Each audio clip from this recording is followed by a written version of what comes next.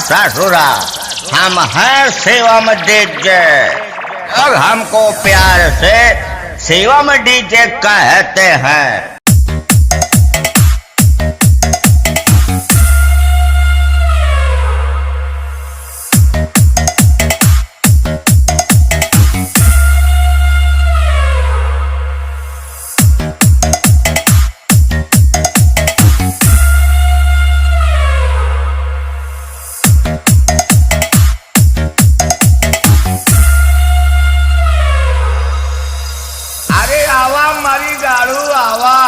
तो हरे तो रास्ता जो हट रहे हम कौने बिली में घुसुरा रहा या उन कच कच आई के निकलिया आया भाड़े करे चला गर है कहा बेटवा हमारे चक्कर में पड़ गया तो तोहार हगनी मुतनी बंद हो जाए। ससुरा हम हैं शिवम डीजे। अब हमको प्यार से शिवम डीजे कहते हैं। खरिहानी बाजार वाले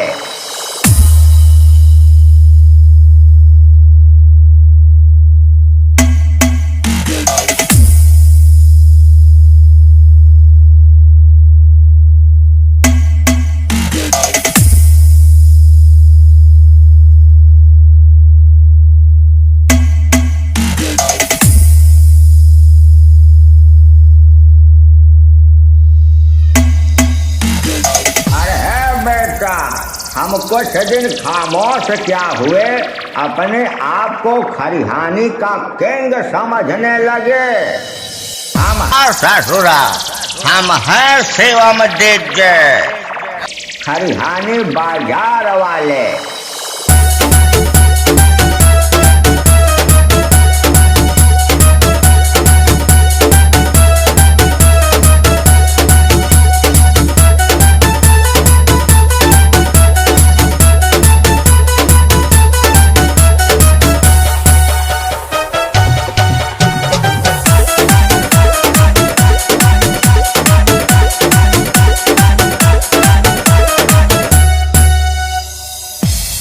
कई मुंह देखा पिलाई जैसे मुंह बनाए लिहा बेटवा कल आएगे कहा तो हार हम बजौबे ऐसा करी थी कि तोहार कल आई जा घरे और तेल लगा के सोवा। ससुरा हम हैं शिवम डीजे। अब हमको प्यार से शिवम डीजे कहते हैं। खरिहानी बाजार वाले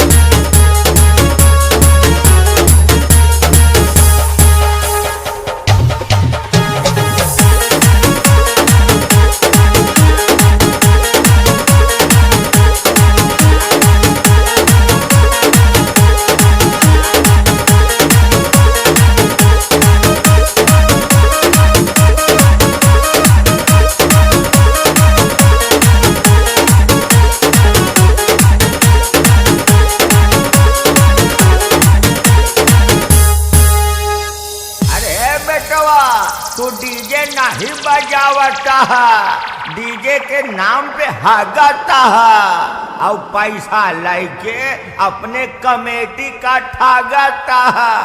ठगले हागले। ससुरा हम हैं शिवम डीजे। अब हमको प्यार से शिवम डीजे कहते हैं। खरिहानी बाजार वाले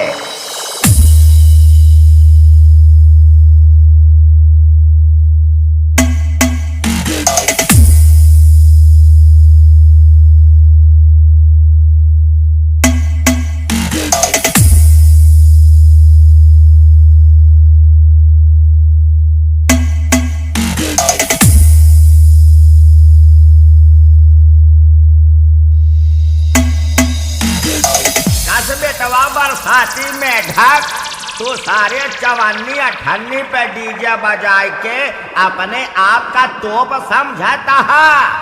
आज तो का हम चुटपुटिया वाली बंदूक बनाओ सारे, चुटुर पुटुर सारे, चुटुर पुटुर सारे।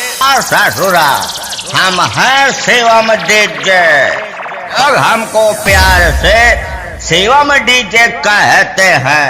हरियाणी बाजार वाले।